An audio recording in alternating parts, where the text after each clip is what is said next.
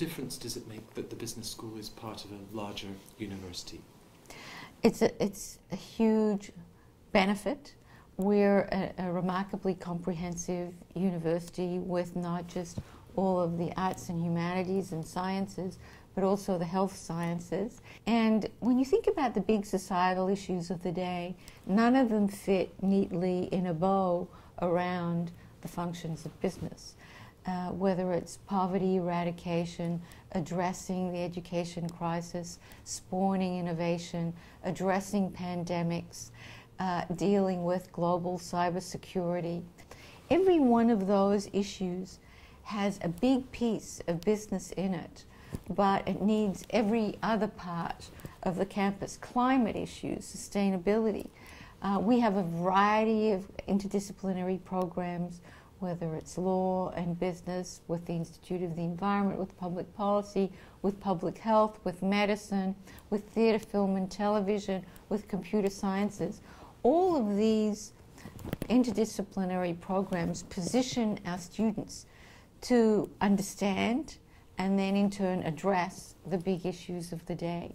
And you can't really do that easily if you're siloed in a single discipline or a single school. What do you see as the future for the business school? Well, I see a number of great developments that are key to our school and, frankly, I think to other schools of business.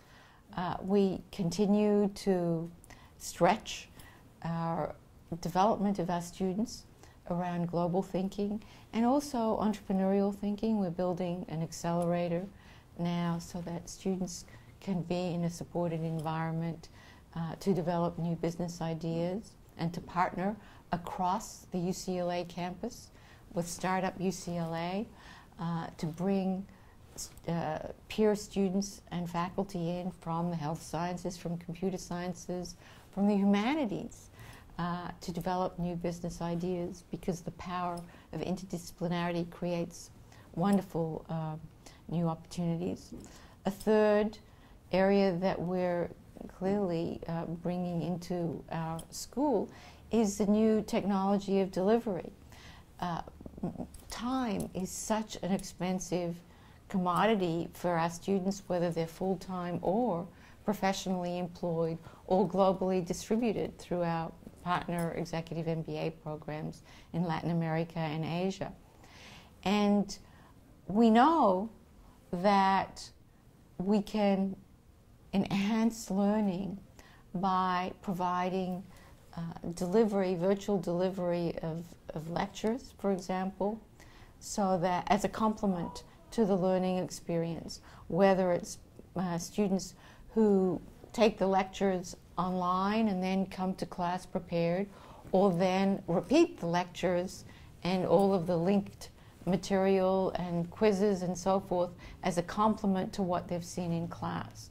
We still believe that the vibrancy of what happens in the classroom through teamwork and team discussions is unique, and we see that as a vital component of learning.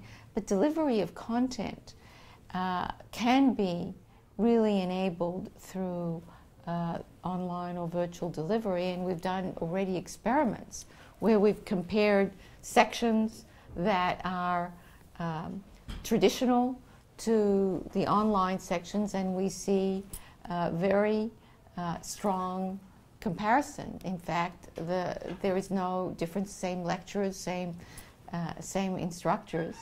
And this is an enabler of delivery across the world, not just across the United States. And it really enhances the learning that our students can have. So we're experimenting with that, developing new technologies as a complement to both our students' learning and also executives' learning. So those are just some of the developments in which we see ourselves preparing our students for careers of the 21st century, which is really our focus. Do you have a failure that you feel was valuable in what you learned from it? Many.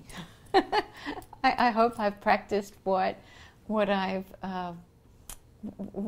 just said, that I have failed in part because I've stretched myself and I've done things that I wouldn't otherwise experience.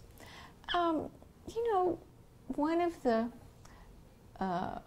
processes that I've learned is by pushing certain new models, whether it's in my job, this job, or prior jobs in my role here as dean, I've sometimes pushed against the wall and failed and had to pivot. And each time you pivot, first of all, you learn that it's okay to pivot, that it's okay to go to plan B, that that isn't a failure. And secondly, you probably learn that